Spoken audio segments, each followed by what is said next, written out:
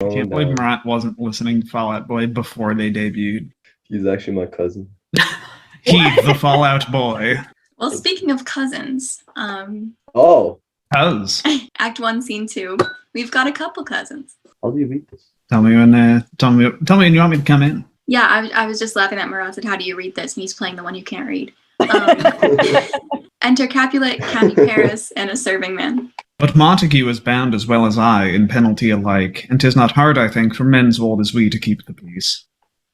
Of honorable reckoning are you both, and pity 'tis you lived at odds so long. But now, my lord, what say you to my suit? But saying o'er what I have said before, my child is yet a stranger in the world. She hath not seen the change of 14 years. Let 2 more summers wither in their pride, ere we may think her ripe to be a bride. Younger than she, our happy mother's maid. And too soon marred are those so early made. Earth hath swallowed all my hopes but she's the hopeful lady of my earth. But woo her, gentle Paris, get her heart. My will to her consent is but a part, and she agreed, within her scope of choice lies my consent and fair according voice. This night I hold an old accustomed feast, whereto I have invited many a guest such as I love, and you among the store, one more, most welcome, make my number more. At my poor house look to behold this night earth-treading stars that make dark heaven light. Such comfort as do lusty young men feel when well-apparelled April on the heel of limping winter treads. Even such delight among fresh fennel buds shall you this night inherit at my house. Here all see, and like her most whose merit most shall be, which, on more view of many, mine, being one, may stand in number, though in reckoning none. Come go with me. To serving man, giving him a list. Go, Sirrah, trudge about through fair Verona, find those persons out whose names are written there, and to them say my house and welcome on their pleasure stay. Capulet and Paris exit. Find them out whose names are written here. Oh. It is written that the shoemaker should meddle with his yard, and the tailor with his lass, the fisher with his pencil, and the painter with his nets. But I am sent to find those persons whose names are here writ, and can never find what names the writing person hath here writ. I must to the learned, in good time. Enter Benvolio and Romeo. Tut, man, one fire burns out another's burning. One pain is lessened by another's anguish.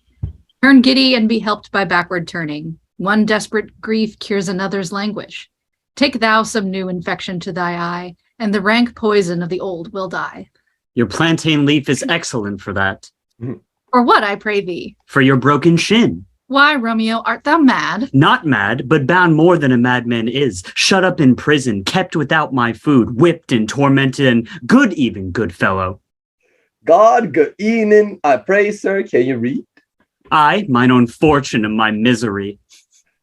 Perhaps you have learned it without book, but I pray, can you read anything you see?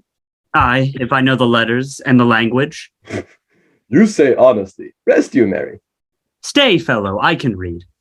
Signor Martino and his wife and daughters, County Anselmi and his beauteous sisters, the lady widow of Vitruvio, Signor Placentio and his lovely nieces, Mercutio and his brother Valentine, mine uncle Capulet, his wife and daughters, my fair niece Rosaline and Livia, Signor Valentio and his cousin Tybalt, Lucio and the lively Helena, a fair assembly. Whither should they come? Up.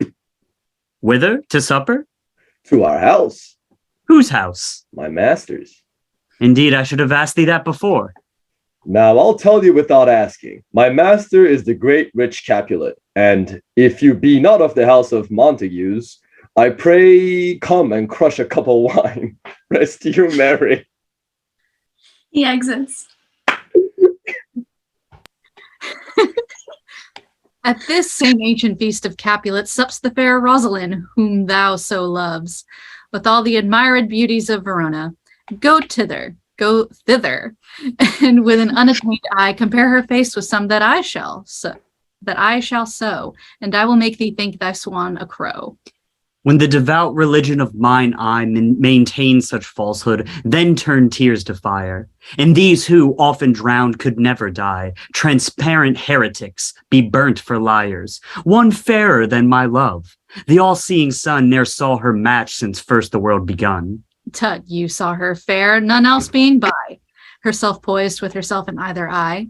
But in that crystal scales, let there be weighed your lady's love against some other maid, that I will show you shining at this feast, and she shall scant show well that now seems best. I'll go along, no such sight to be shown, but to rejoice in splendor of mine own. They exit. Yay. Okay, how do you say that name? The one I pronounce as placenta.